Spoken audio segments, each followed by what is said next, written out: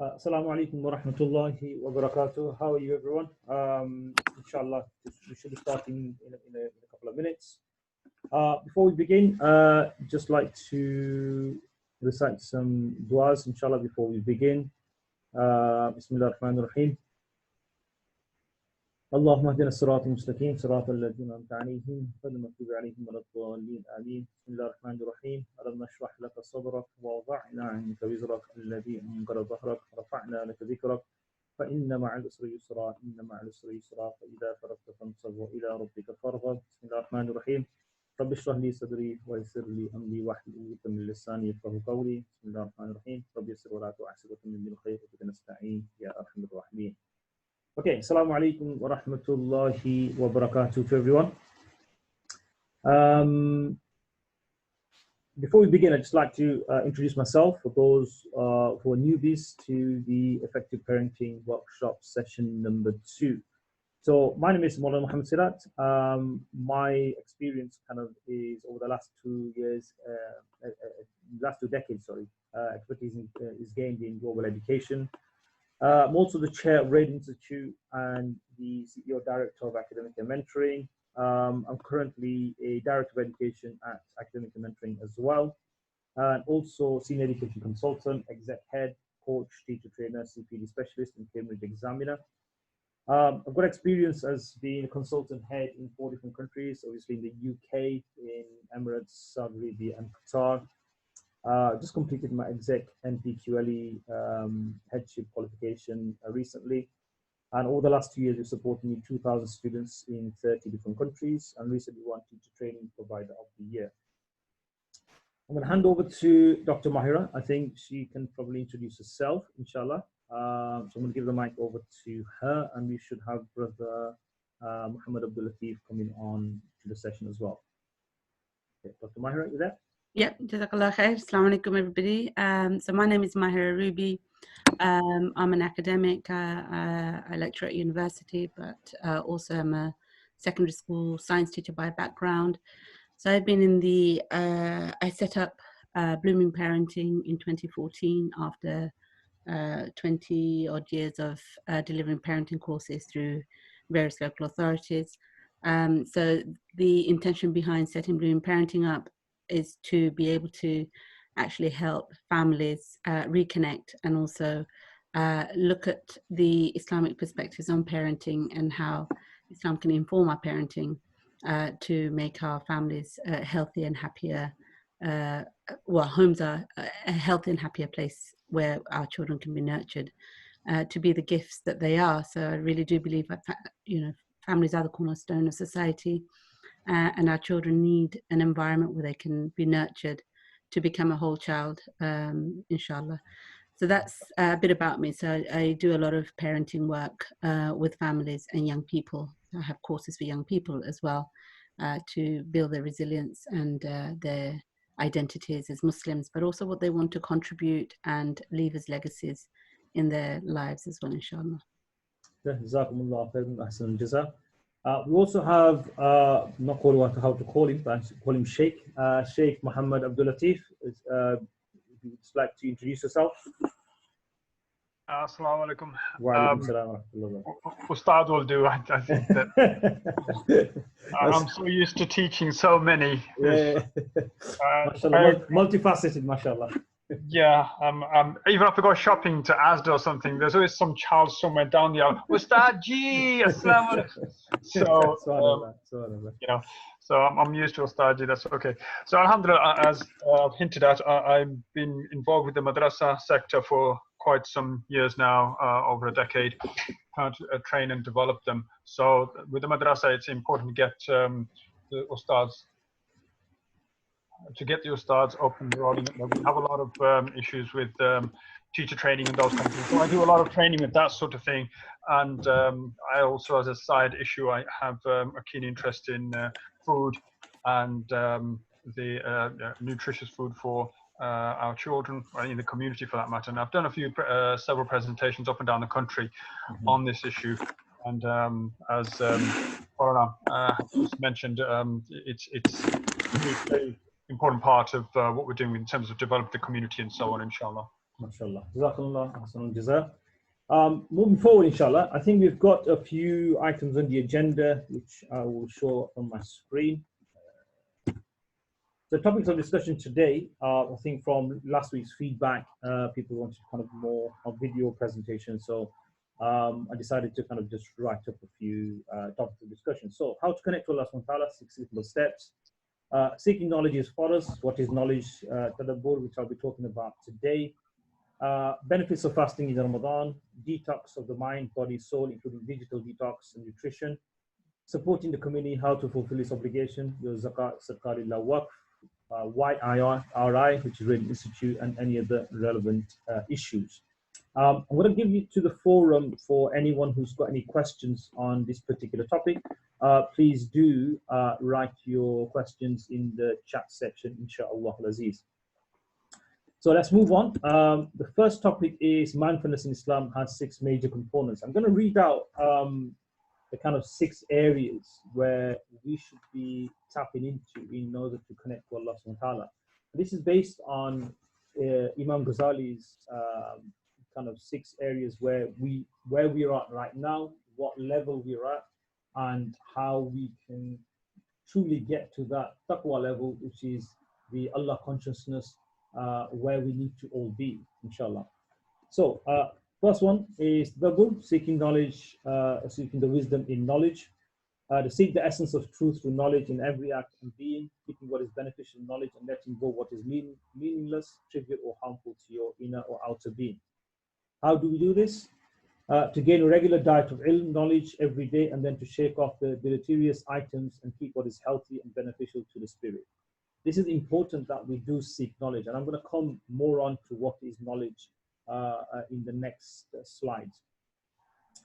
The second one is tafakkur, and again, all these videos, inshallah, from last week's as well, those who signed up should get regular automated emails with the link to the website, with all the kind of audio podcasts and the videos as well, which should be on the website. This one is being recorded, inshallah, and that should be uploaded onto the website as well. So you should get an automated email. If you don't, just give me a message, inshallah. Give me a WhatsApp message, or email me, and inshallah I will give you access to those recordings.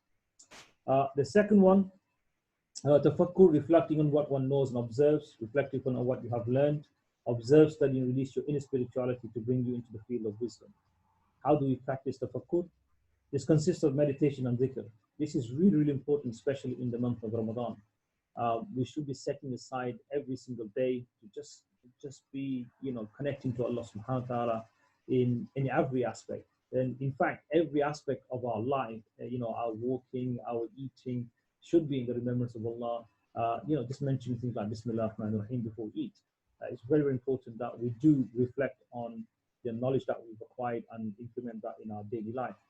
So in focus planes of thought that takes you into the subconscious and allows your spirit to be replenished by releasing what is toxic while tapping into your inner purity. Like I mentioned in last week's podcast, really, was that, Allah subhanahu wa ta'ala mentions in the Quran, Alif Lam Mim Dhalikal Kitab La Rayba Fih, that, this is a book which there's no doubt in this book. Hudallil Muttaqeen, he mentions this is guidance for the people of Muttaqeen, those who are spiritually connected to Allah subhanahu wa ta'ala. So if you want true guidance, we need to get to that level. And how do we get to that level, inshallah, is going through these steps, which is quite important because Imam Ghazali mentions how we can go from one stage to another, and each stage we are increasing our love of Allah subhanahu wa ta'ala and love of Rasulullah sallallahu alaihi wasallam as well, love of Quran and Hadith, and so forth. So every aspect of our life has to be in kind of these 6 stages.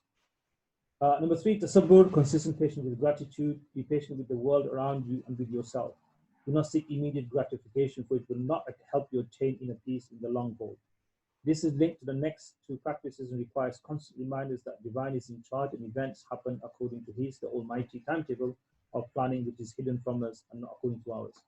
We talked about last week about parenting, and yes, we're on lockdown and parents are struggling. We're actually valuing our teachers, we're valuing key workers and so forth. But, we shouldn't be just valuing people in terms of crisis. We should be valuing people in general. Anyone who supports humanity. It doesn't have to be that we're all Muslims and helping each other, but it's about humanity. And everywhere we go, we should fear Allah subhanahu wa ta'ala in our dealings and everyday dealings. That whatever we do has to be reflecting on that tasabbur as well. Number 4, purification of the heart. There are 5 gateways to our spiritual heart, the 5 senses. Do not allow corrupting influences to enter your heart by these gateways. Guard them vigilantly and sift the entrance for clarity, beauty, and sincerity. If the entrance do not qualify, let them go. How do we practice this? Cleanse the outer and the inner through fasting from dawn to dusk. It's important that it's not just a matter of fasting from dawn to dusk, it's about every aspect of our life. The kind of detoxing the mind, detoxing the soul, all the un-Islamic practices that we are probably involved in on a day-to-day practice. This is the time where we really purify our soul. I was speaking to one of our sheikhs mentioning in the majlis last week that this nafs is the inner soul, the nafs is going to call it. It's so toxic that it was sent to hell 3 times for 70,000 years, and even at the end of each point, the nafs still said to Allah subhanahu wa ta'ala that I am who I am and you are who you are. So this nafs really needs to be tamed, and if we don't allow this to be controlled, the nafs could take over, and we could end up doing things which displeases Allah subhanahu wa ta'ala. So that's extremely important as well. So cleanse the outer and the inner through fasting from dawn to dusk. Retreat even for a few minutes from the hassles of daily life. Eat pure tayyib. It's not just a matter of eating halal. It's about pure tayyib. Where does your money come from? So are you earning halal rizq? If not, why not? So be extremely careful on that as well. And inshallah, Brother Muhammad will be talking more about detoxing in Ramadan as well later on. So what is not harmful, halal, and exercise, you improve your stamina to practice all of the above tazkiyahs. So again, are we just sitting at home and not exercising because our bodies are amana from Allah subhanahu wa ta'ala? So we need to look after it. And form of exercise, whether when I was studying in India, it was really important that I saw a lot of the shuyukh especially after Salat al-Fajr, after doing the Azkar, the Azkar and the reading of the Quran and so forth. They used to go for walks in the morning. And it was a known practice. You would see most scholars in that particular region walking after about a half an hour after Salat al-Fajr. And this is important for us to understand that eating healthy, especially in the Ramadan as well, not just having samosas and pakoras and everything else in Iftari time. So again, being eating healthy is extremely important as well. Avoid israf or wastefulness. Live frugally, using only what is essential, letting go of things that burden you psychologically, physically, or eating up your time or money. Tazkiyah is a loofah that scrubs the heart till it glows like the polished crystal, reflecting the light of the divine and becoming transparent enough to allow the light to pass through to others. Number 5, tashakkur. Gratitude is in every breath, will lighten your step, your life, and your environment. How do you practice this? Use a litany of words of gratitude daily as part of your normal vocabulary. Use words of gratitude after mundane acts of living like eating, after witnessing the beauty of a sunset and more. Inculcate it in your daily life. And the last one, trying to reach this target, is mindful of the divine. Be aware of the divine presence in your life and at times as a source of love, kindness, and be a guide to mindfulness. Remember to be when the divine wants you to be present and be absent where he does not want you to be. He is our creator, he the Almighty, Allah subhanahu wa ta'ala knows best. I'm going to bring in Dr. Mahira, inshallah, to kind of add to this, and then inshallah Brother Muhammad Abdul Latif to add further to this, inshallah. Inshallah, Jazakallah khair. So again, I think my perspective will be from a parenting perspective, if that's okay. Yeah, that's fine. Inshallah. Yeah. So in our homes, if you think about the way we relate to these 6 mindfulness skills in a way, and also these are sort of words that can be put into practice so well, and we do so in our daily lives. But actually, if you think about how our children view us as parents, do they actually see us practicing these six in our own lives? So if you think about tadabbur and seeking the wisdom and knowledge, when we do face a conflict with our child, do they see us actually seek wisdom in what they're saying, what that situation is? Or is it that we're in a position, Stephen Covey in his book talks about how we listen. Do we listen to actually understand our children, or do we actually listen to reply to our children? So when you're listening to your children, there's to reply, there's very little time to actually do the tafakkur, the kind of reflecting in what we know and what we see, and that child, is that child actually being seen for who they are and what they're trying to contribute to that conversation? Or does that moment become more about our authority, how we want to see a particular incident roll out, and what we would like our child to do? So, just the idea of the reason we all have knowledge. My mum always used to say, Alhamdulillah, we have ample amount of knowledge, but it's actually how we practice it. And do we do it at the right time, at the right place? And because that's when we tend to have more regrets later, because we haven't been able to apply it at the right time, in the right place. So this requires tasabbur, which is consistent patience with gratitude. That does my child feel loved in that moment? Does that child feel that I'm grateful to have them in my life as a gift from Allah subhanahu wa ta'ala? Do they see that will generate the patience that we have with them in times of difficulty, particularly with slightly older children or children who have difficulties in communicating what their needs are, what their wants are, and that, in a sense, that process of tazkiyah starts when we try to purify our hearts to see the best in our children. And really, it's those five senses that Malana was talking about that all changes in times of conflict. When things are great, everything's great. But actually, it's in times of conflict that our senses are heightened in a negative way, and they react rather than process what we are wanting actually innately to do, which is to do good by ourselves and our children. So that generates a gratitude. And ultimately, the taqwa is that Allah subhanahu wa ta'ala has, if I'm able to do all those things, it's coming from Allah subhanahu wa ta'ala, that gratitude and the mindful connection that we have with Allah subhanahu wa ta'ala to guide us in our parenting. And that's so important for our children to observe and see us do those things, that they're little beings who are absorbing life skills from us. And so if we're able to connect to Allah subhanahu wa ta'ala in that way, in our parenting, mindful parenting, then they will appreciate the love and the mercy that Allah subhanahu wa ta'ala has for them, and their connection to Allah subhanahu wa ta'ala will grow from that experience. So I just thought this is really an interesting take on how we transplant and transform it into our parenting.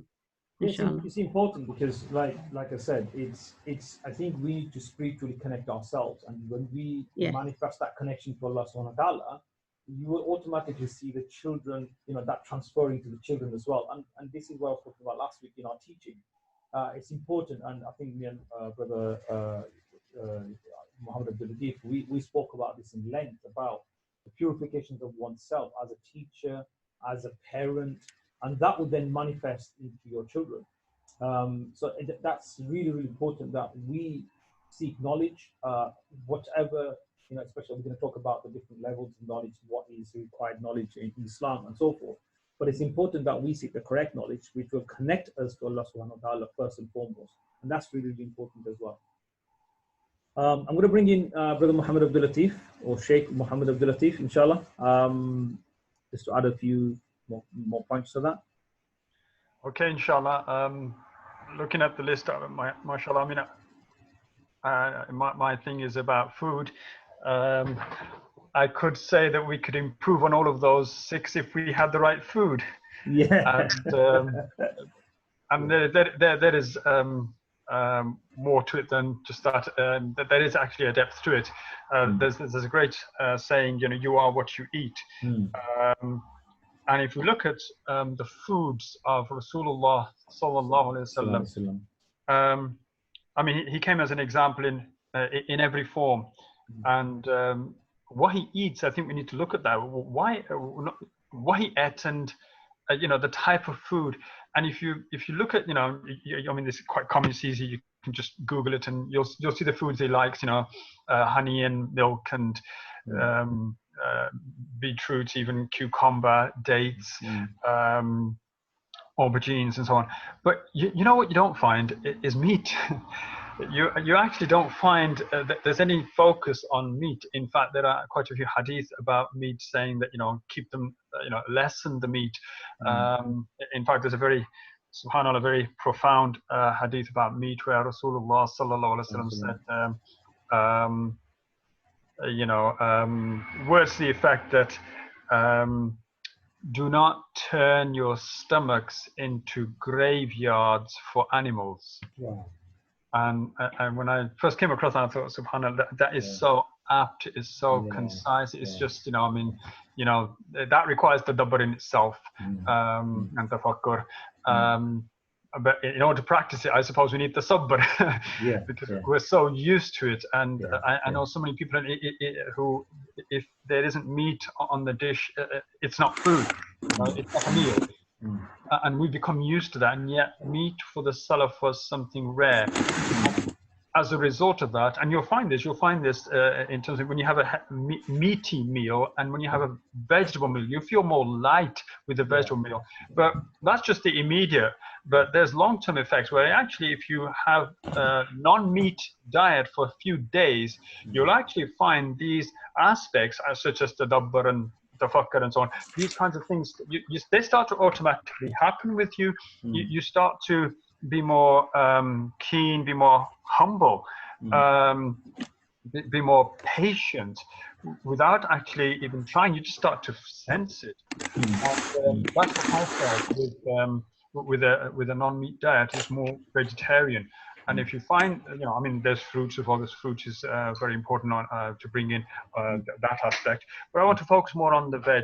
The vegetable aspect is such that when Rasulullah sallallahu alaihi wasallam's diet consists of majority of veg, you can see the kind of character brought out in him and the Salaf and so on.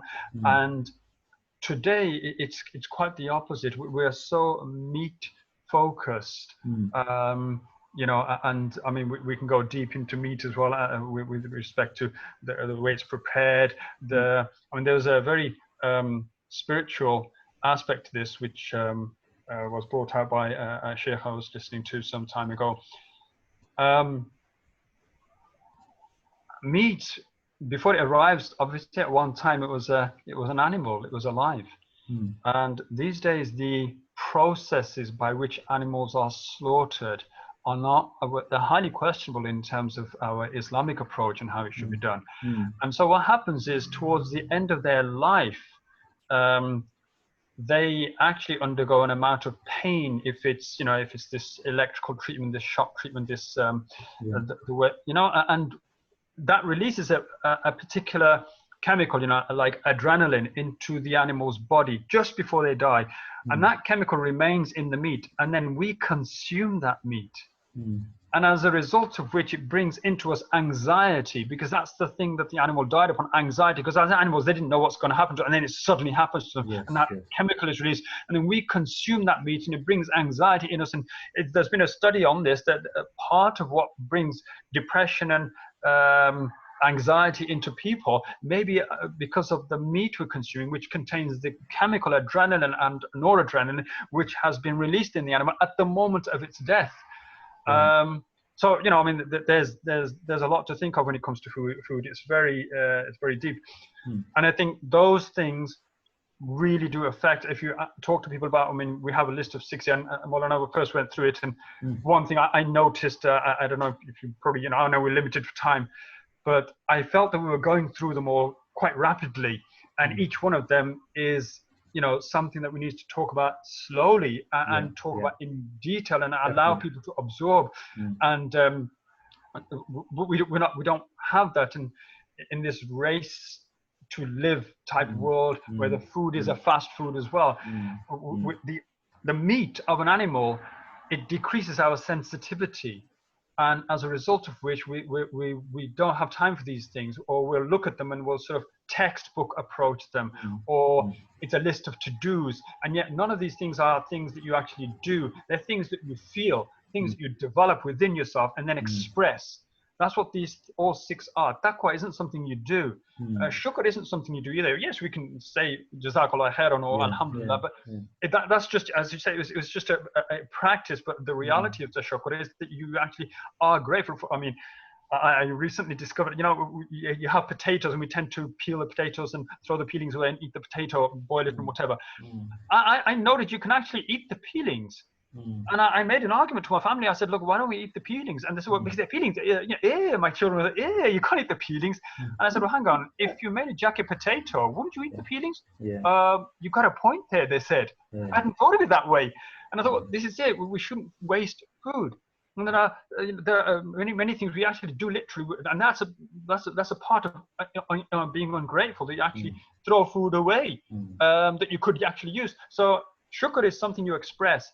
Tazkiyah, subhanallah, I can't say enough about that. It's the sabr again, it's not something you do. I know people say, have patience, brother, have patience, sister, inshallah it will get better. But you can't tell people to be patient. They've just, you know, it's something they have to generate, isn't it? It's something that they have to express from within. Reflect and tafakkar on what you know and observe. Again, the sister was saying that, you know, we all have knowledge. Her mother was saying, yeah, she's absolutely right. We know so much, and if we were actually to measure our a'mal, our actions in terms of what we know, my God, we would be in a lot of trouble. You know, it's like, you know, we may have 100 books on the shelf and we've read all of them, but our action may be equivalent to maybe just one book, and we've got 99 to catch up on, and we've read them all. So, you know, this is quite important, because like one of my sheikhs were mentioning that Umar ibn Khattab spent 2 years just contemplating on Surah Al-Baqarah. Yes. You know, 2 years just contemplating on Surah Al-Baqarah. And Ramadan is a time of ibadah and in time of zikr, and we read through like as many completions of the Quran as much as we can and so forth. But it's not about just reading through the Quran and trying to complete as many as we can. It's about reflecting on what Allah subhanahu wa ta'ala said, and what commands there are in the Quran, how we should live our life on a daily basis, in every aspect of what we do. So again, it's really important. It's amazing, something you touched upon, which has concerned me for years, which is we consuming all this meat and some of the foods, but we don't really look at where these foods come from, like talking about shock treatment and electrocution and things like that as well. But what about looking after the animals themselves? There's numerous ahadith talking about the welfare of animals themselves. You know, how we treat them, how we feed them, how we look after them, how they are grazed, and so forth. So 100%. You know, if they are feeling stressed, and at the time of slaughter, that's what they were at. You know, that's obviously going to come to affect us as human beings as well. And again, meat consumption is something which is in terms of, like, for example, a study I was looking at is we are actually consuming more meat than ever before globally. And they're looking at something like a meat shortage in the next probably 10 to 12 years. Similarly, the amount of wastage in food. I think there's a study done in America about, I think 67% or something, food is wasted on a daily basis, and that's, millions and millions of tons. So again, yeah, you're right. Once we don't show that gratitude to Allah subhanahu wa ta'ala, then there's only one way we are really going. So as individuals, we need to change ourselves, and we need to create these habits within our own family. So yeah, what's your have you got done any research on the kind of welfare of animals in this country? Is there anything you've got on that? I've not got into that area too much, but there is an interesting article I read some time back. It's actually there's a farm here in England. I think it's somewhere down in towards Willowbrook. Yes. Willowbrook, yeah. Yeah, and it's a Muslim family, and they've I think they come from, is it Kenya or South Africa, and they've set up a farm here, and they raise the animals here, and they do proper zabah and so on. But there's an interesting point they make, which is that in respect of, I know we've got, I don't want to name anything in particular, but we've got halal boards and where organizations where they make sure that the slaughter is halal. But what they haven't done is follow the full sunnah. The full sunnah, the full teaching in Islam is not just at the point of slaughter that the animal is slaughtered correctly, give them some water and etc. But it's actually how the animal is brought up, right?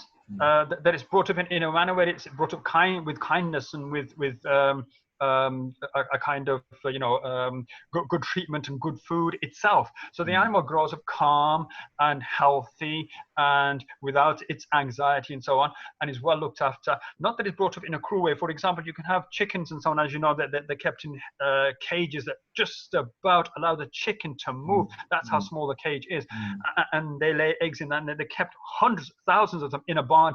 Just I once went with my father as a child to one of these places. It was amazing. The smell was incredibly bad, and at the end of the day, birds, they don't want to be left in their own droppings, and that's what they were doing. And thousands of them in one barn.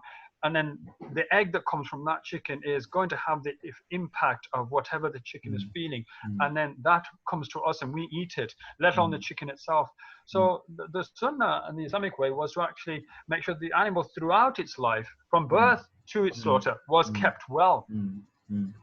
No, you're right. I mean, I watched the video article and I read an article on this as well, basically stating that these mass production of these chickens. Normally, a chicken would take about maybe 2 months, 3 months to be fully fledged, but some of these chickens are fully fledged within 6 weeks, to the point where they are so kind of big in terms of its weight, and they're so in a closed environment that their legs break. Some of them actually legs break because of the weight of the body. That's true.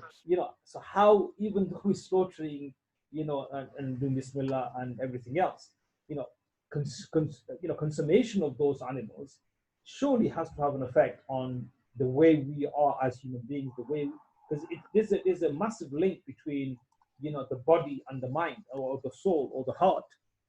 And if we're not, looking after, our consumption in that particular, in terms of the welfare of the animal, that's something that really needs to be looked at as well. Somebody just mentioned, I thought Willowbrook stunned the animal. I have no idea. I couldn't comment on that. I don't want to comment on that as well.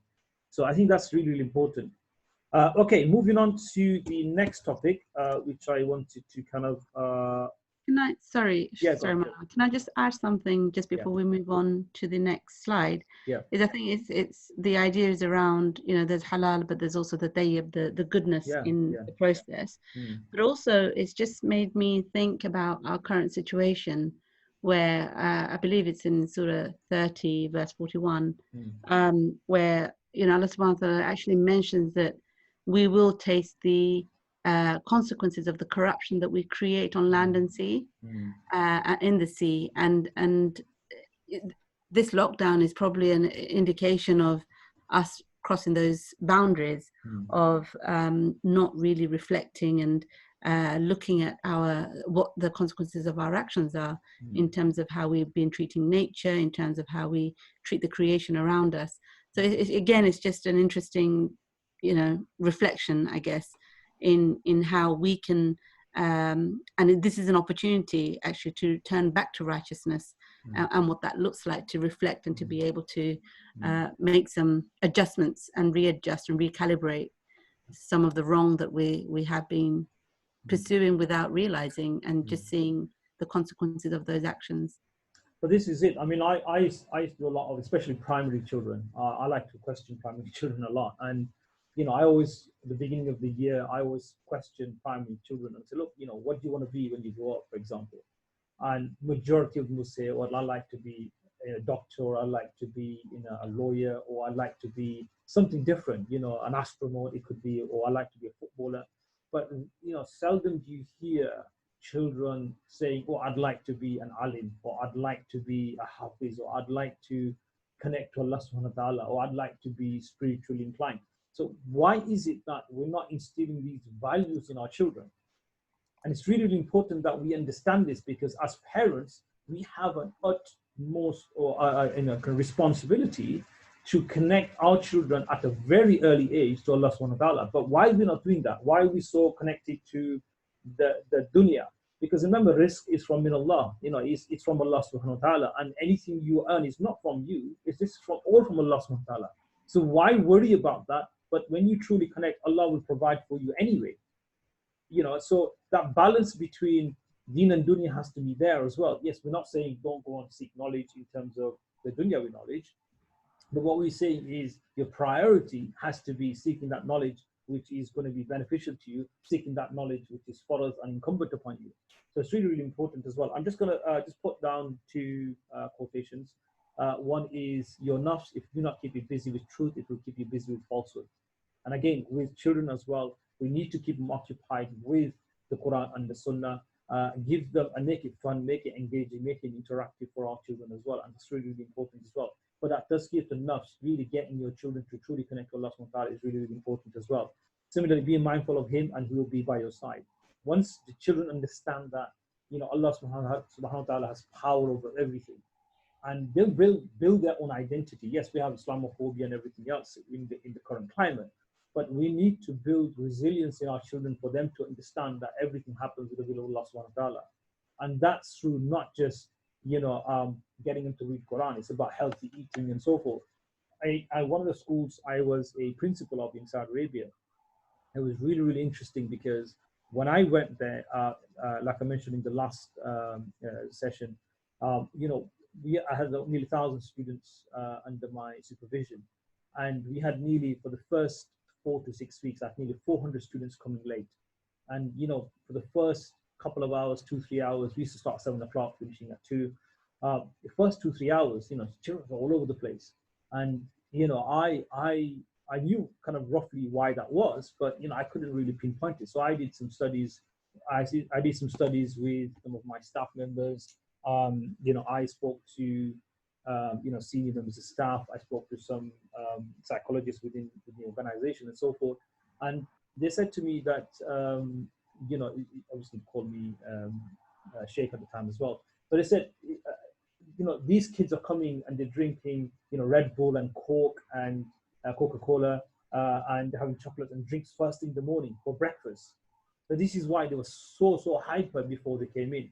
And we then went on this, we did this whole 4-week strategy of eating healthy foods. In other words, we started breakfast clubs where, we spoke to Saudi Airlines and they used to bring in those 7 riyals, really healthy food in the morning. So this would be delivered. Some of these parents could not even be, bothered to give them proper breakfast. And we saw the transition from when I started, within 6 weeks, we had from 400 students coming late to less than 13, and those were genuine reasons. But the behavior of the students radically changed. I can remember even during Salatul Zuhr, we used to have nearly 800 students plus staff, about 900 students praying Salah in any one given time. And you would see it was like a mela, literally just kids running around and everything. And because they were so hyper in some of the foods that they ate, so we had to ban the chocolates and the drinks, fizzy drinks and everything within lunchtime as well. And that transformed the entire school just on healthy nutrition.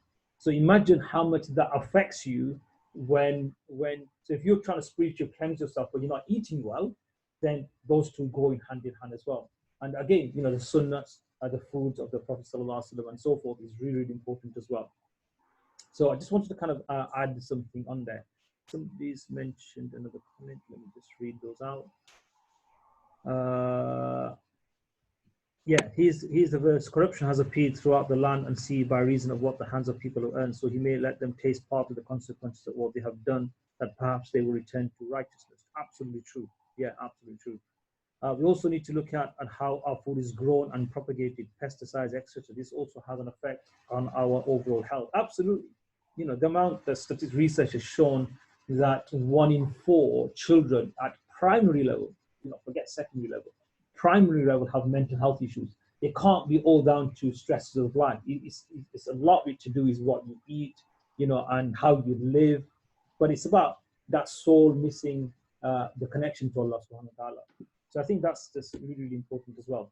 Anyway, moving on, just looking at time as well. So the next one, just for all of you who are not connected, you can connect with us on Facebook, Twitter, YouTube. We've got some videos up and running there as well.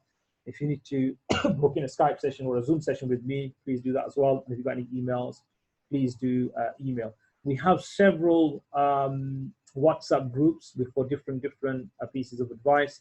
If you'd like to connect, send me a message, and inshallah, I will send you links to those WhatsApp groups as well. And hopefully that will benefit you as well. Okay, the next topic is seeking knowledge, which is for us. What is knowledge? I'd like to bring in Dr. Mahir again, please, on this, if you want to share your knowledge with us, inshallah. Yes, so it'll be interesting to hear from participants as well that, you know, is seeking knowledge further and what do you see as knowledge. So Islamically, it is fard. Without knowledge, really, it's impossible to know who you are and where you're going, where you're from. So there's a lot of sayings that says if you don't know where you're from, it's very difficult to know where you're going to head towards. So it's really important to gain knowledge, but it's more interesting to discuss possibly what is knowledge. So when we want to, if we start from the premise that yes, seeking knowledge is fard, what is this knowledge that is fard, and is there a portion of knowledge that really isn't fard and it's optional? So sometimes we divide knowledge into Islamic knowledge and secular knowledge.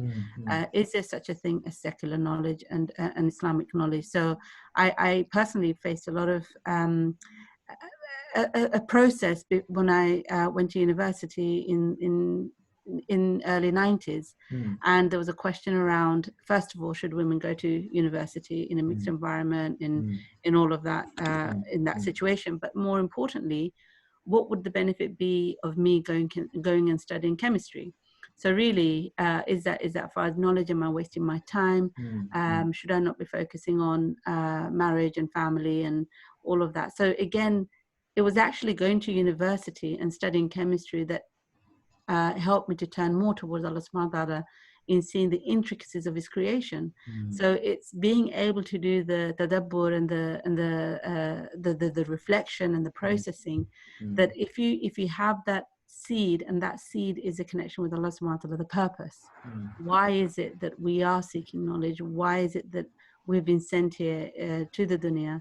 And part of that is knowledge, because without knowledge you won't be able to practice and function. You won't know what your purpose is. You won't know where what it is that Allah subhanahu wa ta'ala is expecting from you. And I think it's a verse in the Quran, and we have two very knowledgeable people here who can help me. Is the fact that, you know, if you know Allah, you get to know yourself better. But also it's the other way around. If you get to know yourself better, do you get to know Allah better? So it's a cyclical experience.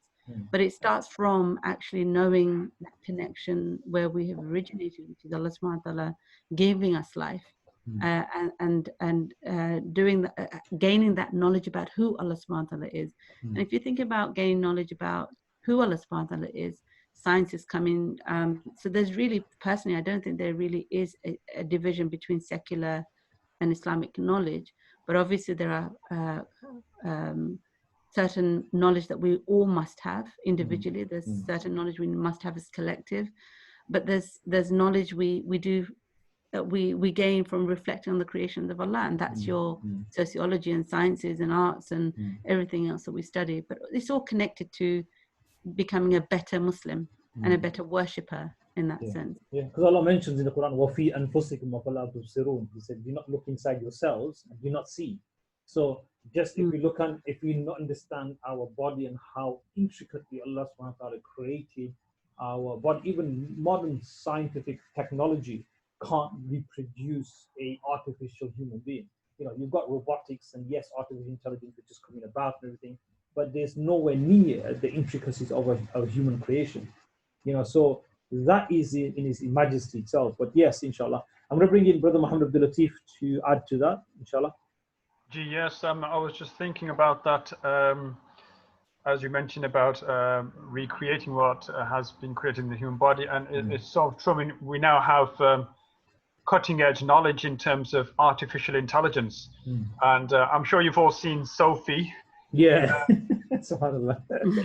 I don't know whether to refer to Sophie as it or her, that's how impressive it is. I mean, I believe she's been given citizenship in Saudi Arabia. Yeah. And it's a machine. It's a piece of metal, but it's been given citizenship. So, yet despite all of this, we cannot recreate an eyeball or the functions of the human cell despite nanotechnology. So I think that this is very important to look at in terms of. I think we need to understand what seeking knowledge is for what it really implies. We know a hadith about this, but in making it incumbent and making it fard, but not all knowledge. I suppose it becomes fard upon you to the extent that it has something to do with you. For example, and people are often amazed at this, but before you get married, you're supposed to know the rights of your wife. Yeah, subhanAllah. Yeah. And the wife is supposed to know the rights of her husband before she's entering into that relationship, both of them with each other. And before you have your first child, it's not just about making the buying the cotton, all the baby necessities. It's about you're bringing a human being, another human being into the world, and how are you going to take that incredible responsibility on board? So that becomes part of. So I think it's a matter of what you are related to or what is related to you. The knowledge of that thing becomes part upon you. Obviously, the knowledge of the Creator is overall, but I think that through life and through life experiences, because we're not all people who go through the structured academic approach, school to college to university, etc. So there'll be people who are the doings. Now, how do they learn about the Creator? And it's that fantastic saying that they have about the Bedouin, where they say that footprints in the sand tell you that somebody's passed by, a camel has passed by or something. And you haven't seen the camel, but from that, and that's how they deduce things. It's very deductive. They observe things and deduce from that, yes, there is a creator, or yes, there is a cause and an effect.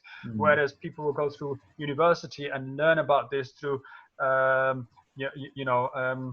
ancient Greek philosophy and so on, and learn it that way in a structured manner.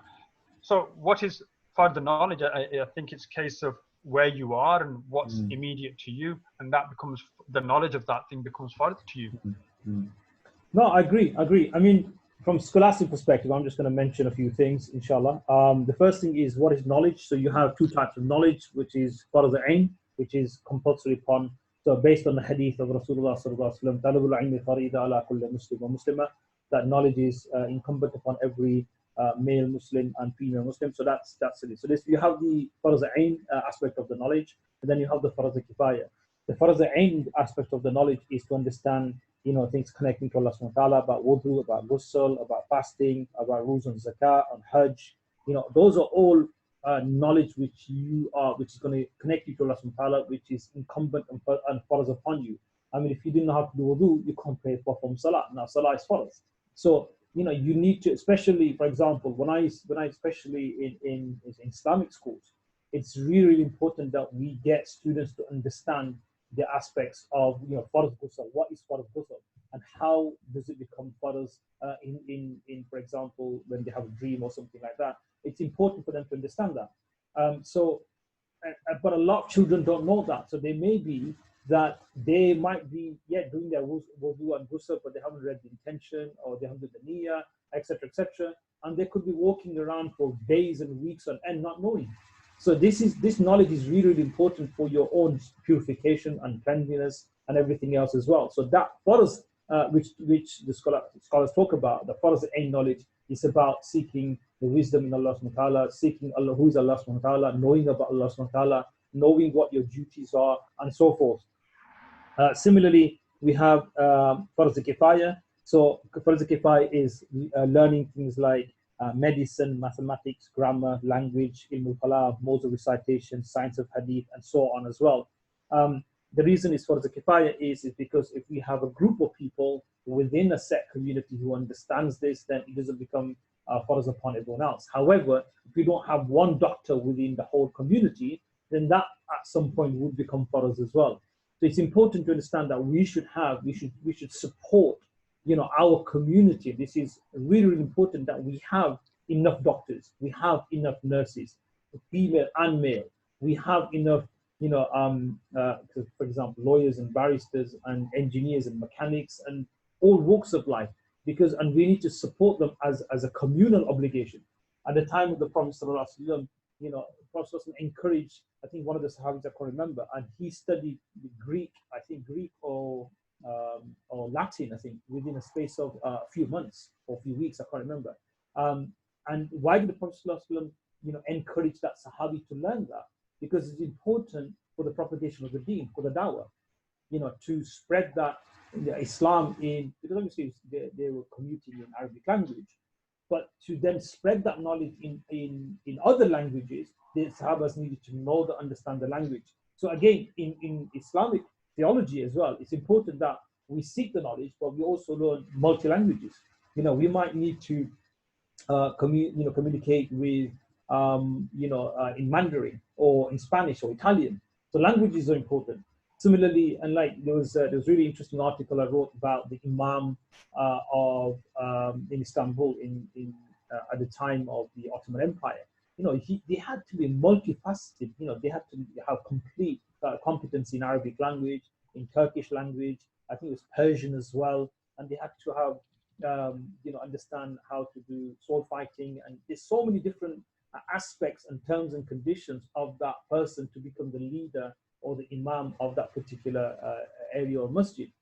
Now we've diluted that. We've segregated what is secular knowledge and what is Islamic knowledge. But both should go hand in hand because, for example, if you don't understand mathematics, you're not going to understand ilm al-wiratha, about inheritance. If you don't understand in terms of your biology, you're not going to understand about your physical nature and so forth, how to live a healthy life and so forth. So it's really important that we do not differentiate between what is secular knowledge and what is Islamic knowledge. I think the two should go hand in hand, inshallah. So that's really important as well. Some types of knowledge which are haram are things like geomancy, witchcraft, soothsaying, fortune telling, and so forth. Some knowledge is makruh, which includes verses of poetry which contains description of specific women and so forth. Some types of knowledge may be permissible, include verses of poetry in which there is nothing objectionable, such as ridiculing a Muslim or mentioning faults of a Muslim, and so on. So again, there's different categories of knowledge also. Moving on from this, I think we'll go on to the next topic. Just looking wary of time as well. Benefits of fasting in Ramadan. Brother Muhammad, I'm going to bring you into this, inshallah. Yes. With fasting, again, it's very lengthy. I'm just going to touch on some aspects of it because I'd like to sort of obviously have questions or obviously let you guys also come in on it. Benefits of fasting in Ramadan. Benefits of fasting in or outside of Ramadan. I think what Ramadan does is actually give us this 30 consecutive days, so you're actually you're brought into it. But I think that if we step back from that, because that is not the sunnah of Rasulullah sallallahu alaihi wasallam in the sense that he would fast every day of his life. He didn't do that. It was just Ramadan, where a 30-day period actually brings us face to face with certain realities in terms of our physical structure and our food and our habits with food and so on. And I think that works very well in this day and age, and is very needed. In fact, we have lots of non-Muslims who actually are very intrigued and attracted to wanting to try out the fasting of Ramadan, and they sort of join up with Muslims and with their friends and colleagues and have a go at it. But what I try and impress upon people is that the actual sunnah of Rasulullah sallallahu alaihi wasallam was to actually fast outside of Ramadan, and it would be a continuous thing every Monday and Thursday. And I had this discussion with some of my colleagues, peers, and I said, look, you guys, we're supposed to be sort of more exemplary than the awam, than the community. The community may fast in Ramadan only, and that's the only time when they actually do this. But we should set an example, and for us, it should be a standard that we also fast Monday and Thursday throughout the entire year. And when you do that, then you'll start to, you'll get that benefit of fasting throughout the year. Whereas what's happening at the moment is we're sort of focusing it on 30 days in the year, and that's it. And it's completely forgotten on the day of Eid. It's completely, whatever you've done and you've built up, it's demolished on the day of Eid. And it shouldn't be like that. Ideally, and research is pointing to this a lot now, we as human beings, we're actually not supposed to eat so many times in the day. We're not supposed to have snacks and things in between meals. We're not supposed to even have 3 to 4 meals a day. There's a famous saying with amongst the Salaf,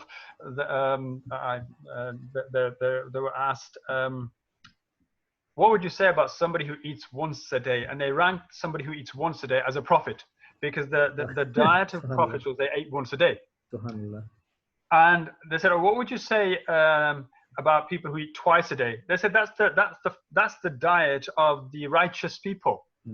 Okay, that's the diet of the righteous people. They only had twice in the day, you know, sort of towards the ends of the day or something, where they would sit down to a meal. And they said, well, what would you say about somebody who eats 3 times a day? And like, you know, we're all ears, like, what would they say? And the Salaf would say, build a trough for them. You know, build a trough. Now you understand a trough. A trough is where pigs eat out of a trough. Yeah.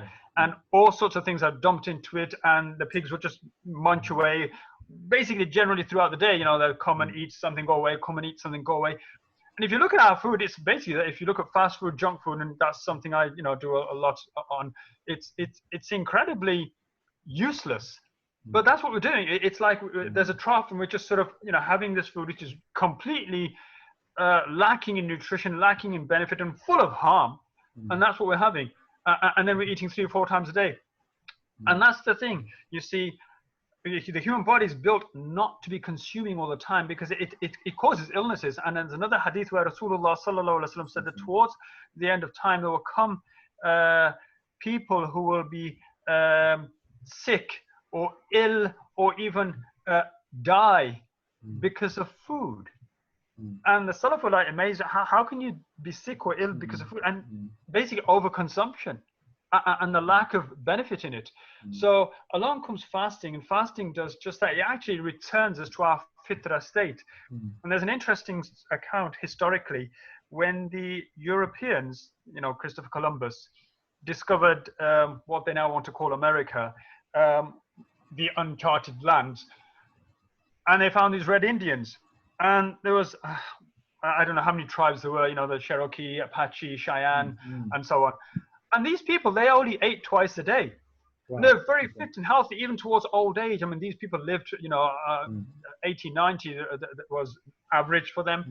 And they were very healthy, and, you know, horse riding, you know, and so on, hunting. But they only ate maybe twice a day. And it was the Europeans that actually imposed upon them to eat one more time. And they developed this because they wanted to get, you know, the work done by them, and they obviously ran out of energy, so they thought, make them eat an extra time. And that came over here to the European lands and the Western lands, and they had this idea of you know the industry, the factories and foundries and so on, and they needed to get more people in work, but people got tired, so they imposed an extra fee. And that's where dinner time came in. That they would work in the morning, stop at 12 o'clock to 1 o'clock, have a meal, and get back to work for the afternoon. Whereas prior to that, people were having like something for breakfast and maybe a supper in the evening. And that's how people lived. But this was imposed. So this 3 times and 4 times a day, tea time and dinner time, is actually something that was imposed. It wasn't actually a general thing throughout human history, because the human body was not actually built for this. So we're actually damaging ourselves. And so fasting comes along and takes that away. And you find that when you're fasting, the first thing it does immediately is it cleans us up from all the gunk, and that is it's gunk from over the year that we've been putting into our stomachs, and it cleans the stomach. It allows acids to act, and it gut cleans us.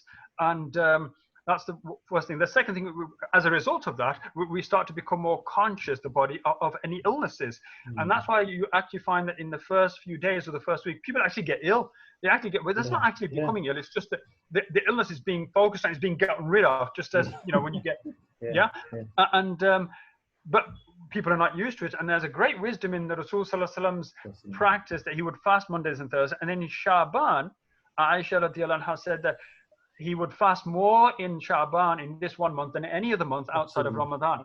So, and if you look, and then there's actually physical benefits, because what you're doing, you're physically preparing your body to enter into Ramadan by fasting a bit more often. So maybe twice or 3 times in the week. And then you enter into Ramadan. What this does is it actually allows you to focus on ibadah and development of your spirituality, not spend the first week worrying about food, because that's what you do, because you're shocking the system. So when the fast comes in, it tends to clean you up, and it tends to clear out the illnesses. It also removes extravagant use of energy, because what happens is, if you have, for example, a meal, it takes over 8 to 9 hours for that meal to be completely digested. And whilst that's taking place, all the energy and the blood flow into the stomach is focusing on that, and that's why people feel lethargic after a meal. They don't want to do anything. Whereas in actual fact, if you eat less and you have this fasting period, you actually find you've got more energy. I mean, we were talking about taking a walk. I walk to the masjid in Ramadan after Fajr, and it's a good 1.5 miles away. But, I mean, I could drive there. I normally drive, but in Ramadan, I won't drive. I'll walk. And this is, you know, you can imagine suhoor being at, in fact, this was year ago, 2 years ago, when, you know, you have that 15-degree issue, 18-degree issue, where they said the twilight and the, you know. So I used to go with that, and so I would finish Tarawih at midnight from the masjid, come home and have my suhoor and start my fast. So whereas everybody else was going to start their fast about 2 hours after that. And so at that point, I would then go to this one only masjid, it was a 1.5 mile away, where they were doing a Fajr Jamaat at that time. And then I'd walk all the way back, and then for the rest of the day, I was up and about and doing whatever I needed to, you know, getting on with the work. And then we'd break the fast at 9:30, was it 9:35? And I actually felt like I was out of time. You know, the iftar came too soon, and I didn't feel that I'd begun the day with this 3-mile walk there and back. And I'd actually have time to, half an hour before I'd actually go to iftar, I'd actually do an actual exercise session, you know, body exercises, press-ups and sit-ups and things like that. And then I'd take this milkshake and I'd go to the iftar and I'd sit there, and I was fine. And and so that's another benefit of fasting, is actually it takes your use of energy in digesting food, and it makes it available to you. And when people, after the first week of Ramadan, which is yet to come for most people for the next few days, but when your first week is over, you'll start to sense that energy. And a lot of people tend to actually sit there and mope about, when am I going to eat? What am I going to eat? If you do that, you know, apart from, you know, it's going against what Imam al-Ghazali rahmatullah alayhi has said about fasting, but you're actually, you know, you're wasting time. Get up, do things, get on with what you're going to do. You know, don't just sit and, you know, get up, do something active. You'll find the day goes by and you actually do not feel hungry. The only reason you start to feel hungry is because the blood goes to the stomach, because it's not doing anything else. You're not moving around. So you'll find it. And then the intellectual, when you fast, your mind is sharper. Right, when you fast, you actually increase in intellectuality. You become more. Your memory becomes better. Your thinking processes become better. They're more sharpened. You're more alert, and all of this is coming from fasting. And that's why the Muslims, in you know, prior to what, 300 to 400 years ago now, I'd say, Muslims were very good in whatever they did. You know, the golden period of Islam, and we had architects, we had scholars of all kinds, we had artists, we had surgeons, we had people. The first world map was done by the Muslims, the first anatomical diagram was done by the Muslims, and so on and so on, and buildings and so on. Amazing. And it came because we had this type of, you know, that spiritual connection, isn't it? You know, they're so truly connected. Allah gifted them this knowledge as well. But it came from the basics. I mean, if you look at Maslow's hierarchy of human needs, the first thing is physical. It's the physical, and if you take care of the physical, then the next level he put, I believe it was emotional, and then intellectual, and then psychological, and finally, you know, the spiritual realization was the highest level. But each layer helped the next. So the beginning of it was physical, and the physical is, as we spoke earlier, exercise and diet, what you eat. So if your body is fit and healthy, you become fit and healthy. And it's something that, you know, people need to really tune into. It's one thing just talking about it, but you actually need to try it out and do it, and there's only benefits in it. 100%. Dr. Mahira, do you want to add? Yes, I just wanted to say that it's so refreshing to hear you both talk about this, because I see the consequences of the bad diet or in families, really. You know, we talked to somebody, I think Sheikh mentioned overeating, and you look at obesity now as being Massive. one of the It's the massive, highest in the UK, yes, especially. it's You know, the highest in highest Europe. Sorry, highest in Europe. Europe, yeah. And so you just have to actually, when you go shopping next time, just look at the trolleys of families as they go around the aisles, and what's in their trolley will give you an indication of what the state of that family is in their activity level, in how their mental state is.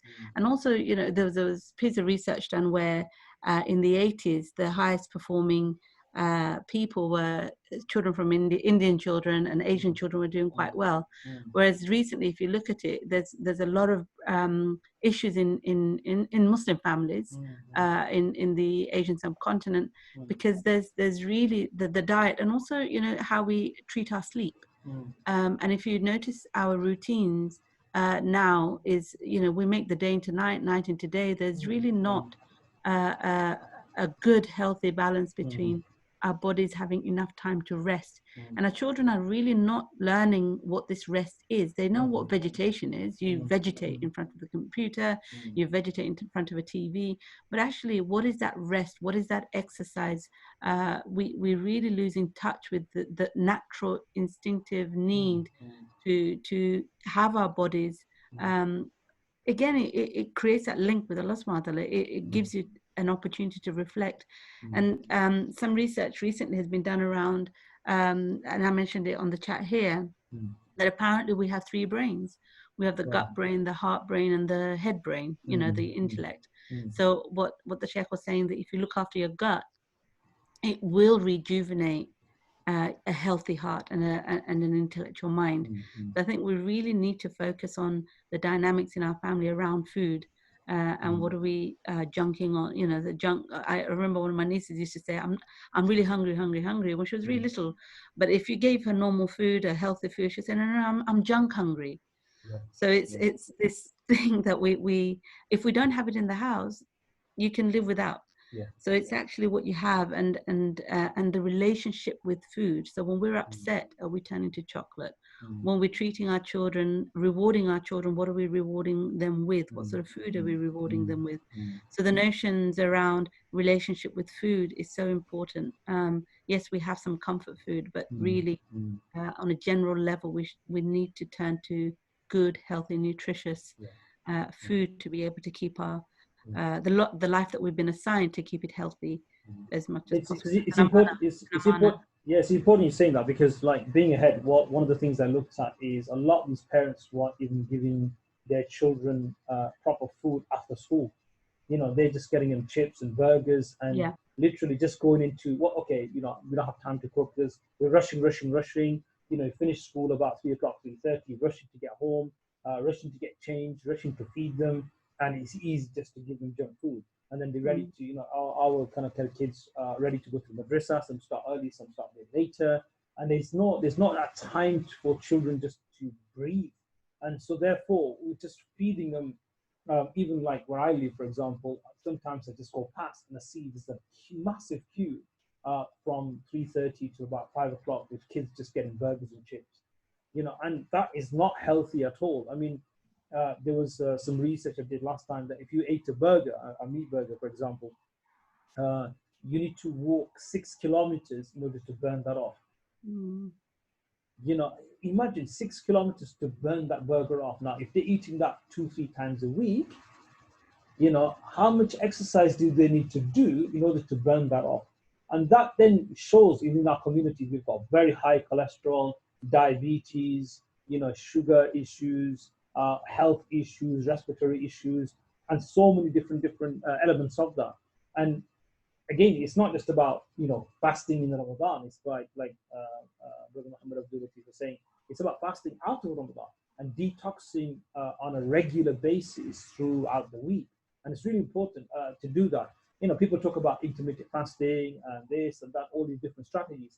Why don't you just turn it into a sunnah and fast during Monday and Thursdays.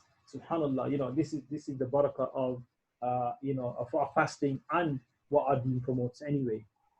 So yeah, Jazakallah for that. Just want to mention kind of 8 benefits of fasting. So what happens to our body when we fast? Number 1, enhances brain health. Fasting improves alertness, mood, and mental clarity. It also reduces neuroinflammation, protecting against neurodegenerative conditions such as Alzheimer's disease and Parkinson's. That is the benefit of fasting, subhanallah. Number 2, supercharges our energy. We have actually more energy. Fasting has been shown to boost our energy levels as we use fat for energy instead of carbohydrates. This process happens steadily and consistently, meaning you have more energy and feel better. Number 3, weight loss. Again, that's self-explanatory. Number 4, improves blood sugar control.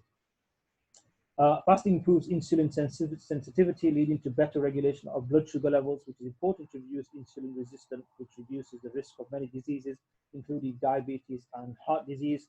Number 5, cell cleaning of cells. Number 6, improves heart health. Number 7, improves gut health, we just talked about. And number 8, fights inflammation.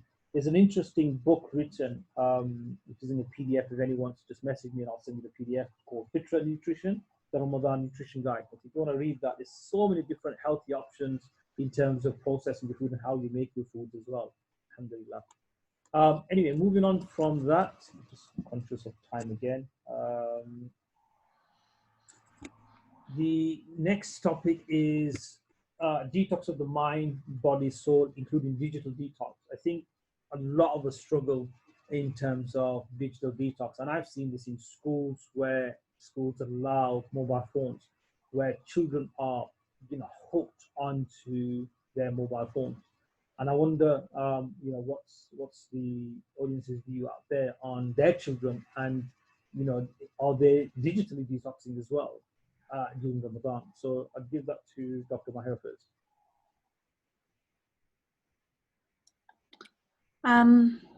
So in terms of sort of the digital detox, I think that's one of the most difficult things that parents find to do, actually, for themselves to detox from the digital connections that they have. And it's all in the name of work, or the important stuff that we need to do. Yeah. But really, I often ask parents to do a 24-hour evaluation of their digital use, and to really analyze to see how much of it is really needed, or how much of it they're just sitting there and flicking. And often you see such wonderful moments being missed between parents and children because of this tool that we have.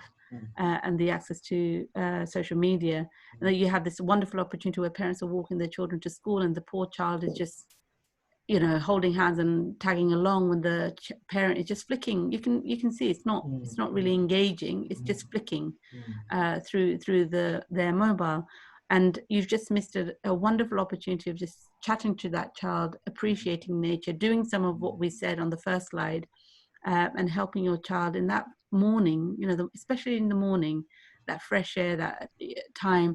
And often, because we're rushing, even though we're rushing, you still find parents have the time and the energy to have their mobile in their hand.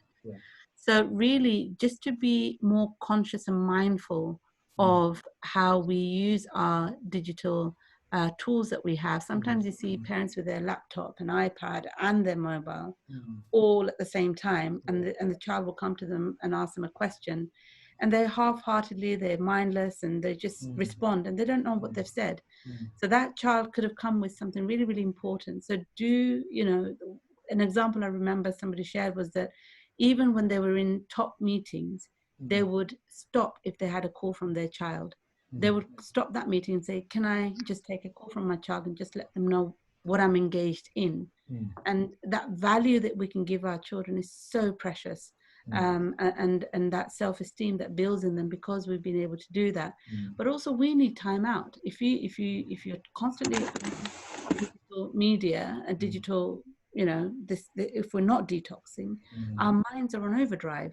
It's trying to process all that information that you've just given it all day, 24 hours, 24/7. And it makes us short-tempered. I've noticed that it makes us short-tempered. We are really not in touch, we're not present in that day-to-day life, and you end up creating a bubble which isn't connected to reality. So you live in this hyped world that is created by the digital media that we engage in. So just a note to us as parents that really we need to show our children that we are making the effort. They don't want to see perfect parents. They want to see parents who are trying, who are able to see a child and say, you know what, I'm going to put my mobile away so I can focus on you. Verbalize it so that it becomes a real thing for you in terms of action.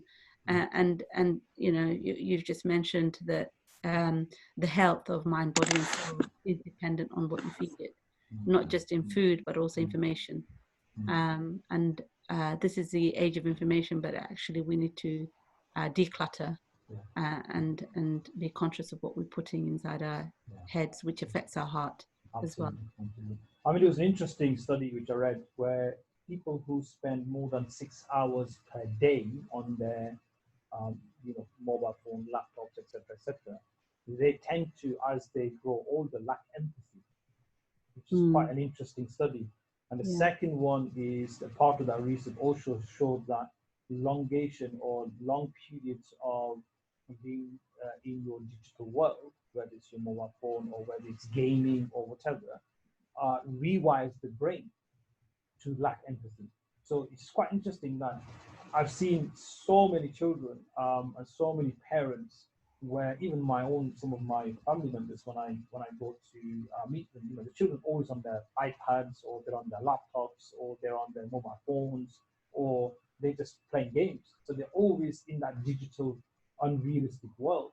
And that's what that's creating is a lack of empathy in these children. And then when parents complain that, oh, my child doesn't listen or my son doesn't listen, they're not going to, because their mind is always preoccupied. We had a recent case with one of our students. He was completely, and I spoke to the father about this, completely obsessed with the mobile phone.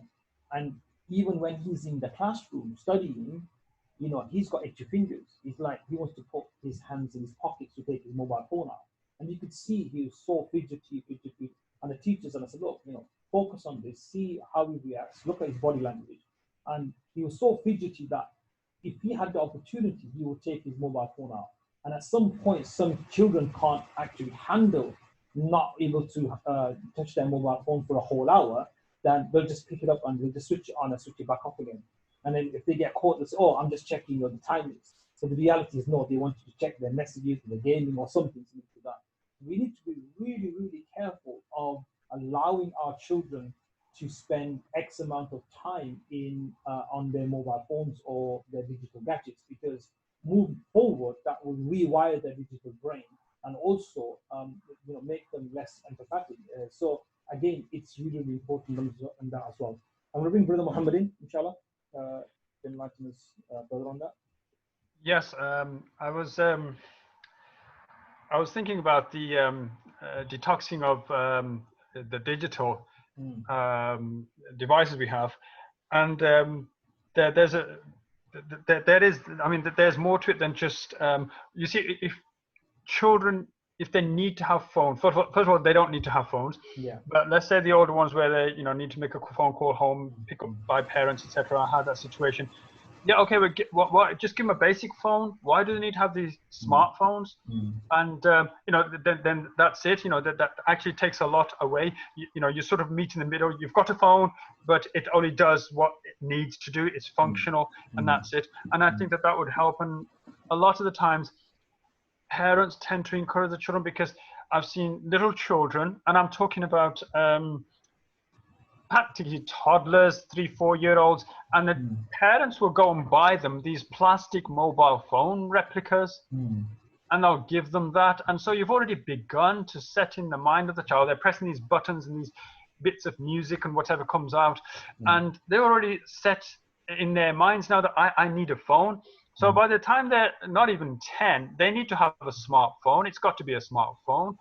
And so we've got to parents have to take that responsibility on board for their contribution towards this. And there's another thing which I think Dr. Mahara has probably written about this in her Family Jigsaw's book. But grandmothers, very important. I think that one of the best ways of detoxing, get children to spend time with their grandparents. And because so the grandparents, it's like grandparents are almost in a different world to us. Our world is, as Maulana described, it's fast, it's pacey, we need things done, and we need multitasking and all this stuff, and so we've got our laptops and our phones, and then you see our grandparents, and they've lived more life than we have, and they've done more in their lives than we have, and they've got more to say than we have, and yet they're sitting there calmly, and they're doing everything slowly. They'll pick up a cup of tea slowly. Everything sort of, it's like they're in a different dimension to us. But I really think that children will benefit from spending time with their grandparents and experiencing that calm, serene slowness of life, and so that they don't get into this fast track and require everything is demanded. And I think that would be a very helpful detoxing for them, digital detoxing, that if they do that, and on a regular basis, right? Especially those of us, mashallah, we have grandparents, as Asian culture it is, we have our grandparents in our homes.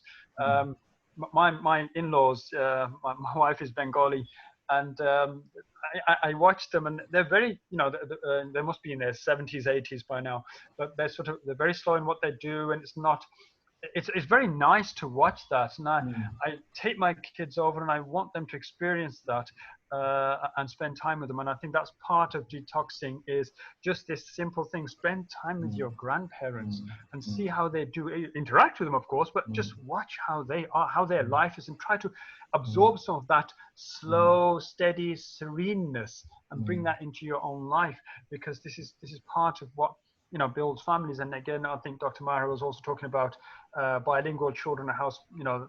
The role of grandmothers is good in that.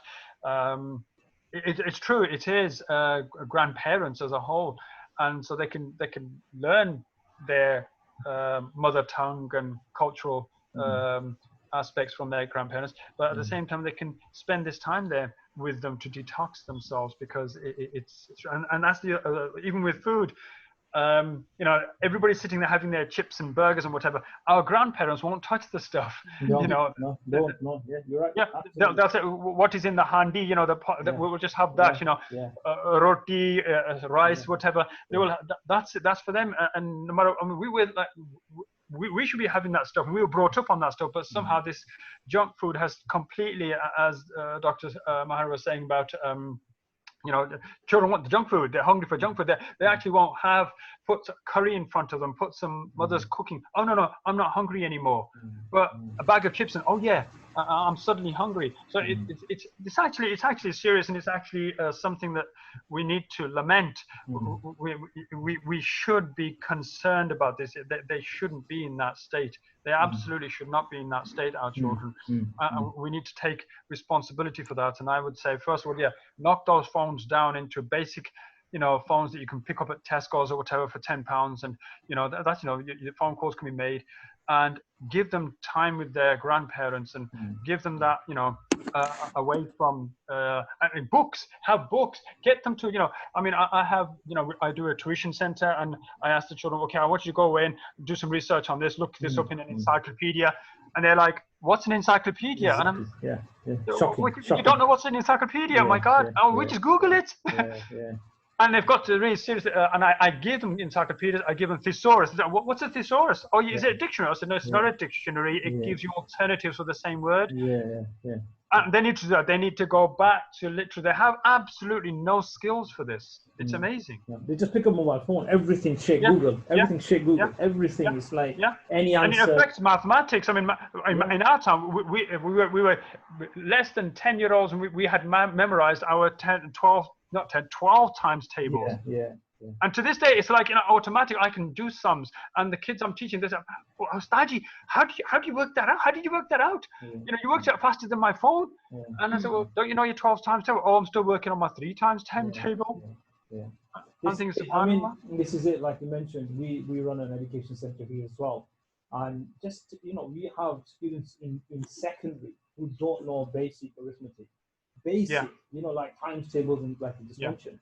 And it's shocking. They don't even understand basic grammar. Yeah. They don't know, some of them don't know what noun and verbs. And we go to school for 6 years, but it's just really, really shocking. But I totally get that.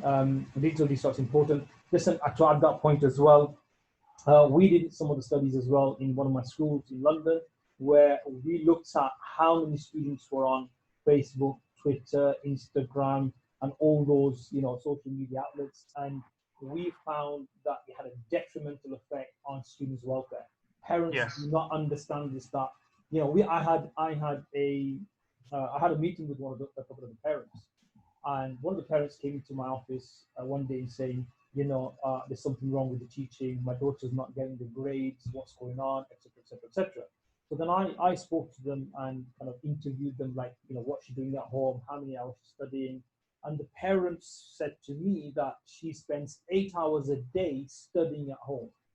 And that shocked me. And I said, and I was quite, forward. I'm saying, right, if your daughter was studying 8 hours a day, by now she would have studied to a degree level. Because there's no way she's studying 8 hours a day. And then, we looked at, because she was getting C grades and just B grades, and from the amount of study, and she's not that she was a student who was not, who didn't have the ability. The fact was that when we unearthed and I started questioning the daughter, what time she sits on the laptop, I asked the parents, where is she studying? She said in the bedroom, and she had a TV in the bedroom, she had a laptop in the bedroom, she had all the, and I said, then that's obviously, so do you actually know if she's studying or not, or if she's on social media? Now, I spoke to one of her friends who was on Facebook with her, and I said, okay, so how long we talked about this? When's the last time we spoke? And she said, we speak in the evening 3-4 hours a day. And parents from the parents' understanding is that she's studying 8 hours a day. The reality is from Facebook and Twitter and everything else for 5 hours. Can you see? So parents are quite delusional that. And if you look at even we talk about safeguarding as well. A child could be sitting there on their on their smartphones and being groomed by a guy in Australia. Absolutely. And parents are completely unaware of. They could be sitting there in front of their child, and that child is talking to someone around the world. And I had a case like that in one of my schools in London, where we had a 16-year-old who was being groomed by, I think she's 15, going to turn 16. He was groomed by a 19-year-old boy in Leeds. We were in London at the time. And, to the point where she was, as soon as she finished school, she was going to run away with this guy. And this girl's in full hijab. I'm full hijab.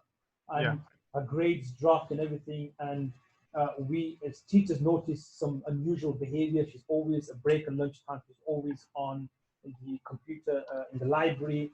And, kids are smart nowadays. They know how to navigate through all the, parental controls and everything, because we had all these parental controls, everything in the school. But they use, different, programs that they can then bypass all these parental controls. And this is very, very smart. And one day we saw that she kept on scratching her wrists.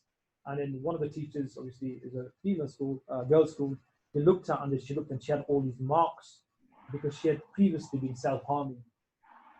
That got brought to my attention, being a DSL and a head at the time as well. And obviously, I did look at that, got my deputy head to look, and there's, what was the situation and so forth. And they found out that, she's consistently on the Facebook. And so I called into my office and I said, look, what's going on? What's all these marks about? And she goes, in the past, I tried to commit suicide. This is a girl, remember, full hijab as well, coming into school. And don't be delusional. I'm saying to a lot of parents, don't be delusional. If you're sending your kids to Islamic school, that they're securing those schools. That's not the case. I've been working in Islamic schools for a long time, and that is not the case. And then this girl, for example, what happened was I then said to her, look, I need your Facebook page, a login. She refused. I said, all right, okay, what we're going to do then is we're going to call the police. So I was just about to dial the police, and she gave me the password, and we went in. And believe it was 35 pages of a transcript between her and that guy, 19-year-old. And it was sexually explicit. Subhanallah. And parents were completely unaware of what was going on. Her grades deteriorated, her health was deteriorating. She was constantly on social media with this guy. And then we had to intervene. At that point, I went into the account. I spoke to the guy. I said, look, she's underage. some of the materials is very extreme. I'm going to report this to the police. So you got two choices. One is you completely block this person, your telephone number, delete everything else. If I get wind of anything that you are talking to this, I'm going to report you. You could get done 5 years for pedophilia, because she's underage. Yeah. You know, yeah, probably and more. probably more. Yeah. And you know, it's the contents were, and we were shocked when me and my deputy head read those messages. We were shocked, and we printed everything out and everything else, because you could just go home and delete the whole account. So we printed everything out. We called the parents in, and we thought the parents were like in tears. They were absolutely in tears that they just thought sending their daughter to an Islamic school where it's, you know, hijab and everything else, that she wouldn't get involved in this. I said, your daughter was going to run away in 4 months' time. You were completely aware of that. So again, this is really important about the digital detox, but it's about parents being aware. There should be, you know, whatever Facebook account they have, you should have username, passwords to all those accounts. You know, you should have, and I would say limit them anyway. And if you are going to allow them because of peer pressure and so forth, you should have full access, that you can go into that account anytime. And anytime you change the password, you've got to ask why. Why you change the password? And be careful of that second SIM, third SIM, and fourth SIMs. You know, kids are very smart nowadays. You need to be fully aware. And there's so many safeguarding issues that happen in Muslim schools as well, which we are not aware about. Forget, you know, state schools is through the roof. But in Islamic schools as well, where you think we are there to protect our children, but that is not the case. So I just wanted to kind of add to some of the information based on that. So we just need to be fully aware of this digital detox. But again, you know, I personally notice as well, when we don't have takeaways and junk food, you feel better. And also, it comes to a point where when you do eat junk food, you can't eat it because it just doesn't taste right. Yes. Compared to the pure food as well. So I think as parents, we really need to avoid giving our children that junk food and so forth as well. I'm going to move on from that. I've got about, I think we've gone over 5 minutes. I'm just going to quickly talk about supporting the community, some of the things that we do here at Radiant Institute. We're doing a fundraising campaign. Alhamdulillah, we received some funding recently to support families across Leicestershire. Inshallah, over the period of the next 3-4 months, we'll be supporting families who are struggling with the whole coronavirus and so forth as well. But again, those who can contribute your zakah, sadaqah lillah, work to our project, please do contribute. You know, we're looking to sponsor at least a third of our students on scholarships so that they come in. Some of the parents, you know, they really don't send their children to our institute. They can't afford it. So we're setting up these scholarships for those students as well. If you'd like to get in contact, please just give me a call or send me an email. Inshallah, I'll send you further details of so-called account number and everything else as well. YRI, Radiant Institute has been running for about 14 years. Alhamdulillah, we've supported over the last 14 years nearly 1,000 plus teachers and about 10,000 students. And we've just set up a Centre of Excellence here in Leicester. You're welcome to come and see us after the lockdown is uplifted, inshallah. Everything's on the website. You go and check the website, www.radiant-institute.co.uk. All the information is on there on how you can get involved. And I'm going to now turn into the last bit, which is any relevant issues. If anyone got any questions, we'll take about 5 minutes of questions, inshallah. So I'm going to hand it over to the audience, inshallah, if anyone got any questions.